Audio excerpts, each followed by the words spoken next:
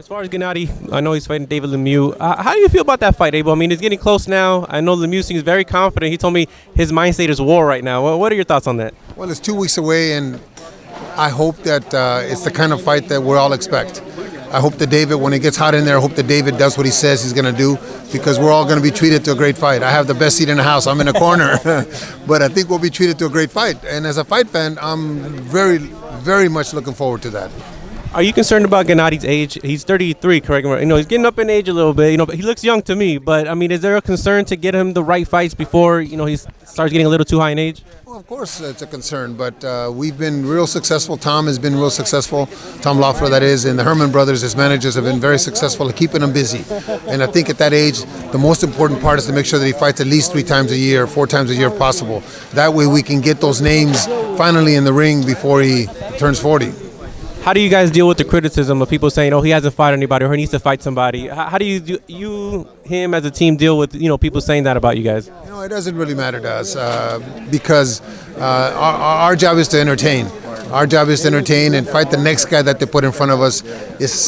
We're fortunate that David Lemieux, an IBF champion, chose to take the fight. Obviously, he's being compensated very well, but a lot of the people that are talking don't understand that those fights have been offered to those people that are saying that we're not fighting nobody. They've been offered to Quillen, but he hides behind his veil.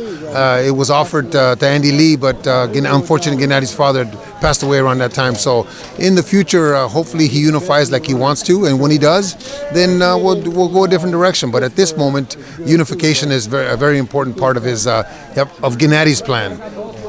How long did you say at 168? Is that where he wants to reign for a while? Have you guys looked at 168 at all as a possibility at this point? Well, I think that this plan, these things that are happening right now for Gennady is not something that just happened in one day. All these things have been planned. For instance, the Cotto Canelo fight, when we fought here at the StubHub, when we fought Rubio, it was then decided that the winner of that fight was going to fight Cotto. We chose to allow Cotto to fight Canelo. We made an arrangement for them to fight. Now the winner of that fight has to fight us. If they don't, then Gennady gets the WBC belt against somebody else. Okay, then that'll be WBA, WBC, and hopefully everything goes well on the 17th, and it'll be the IBF belt. Then it's Andy Lee for the WBO belt, and then he's got the 4 belts. Then we can talk about what it is that he wants to do after that.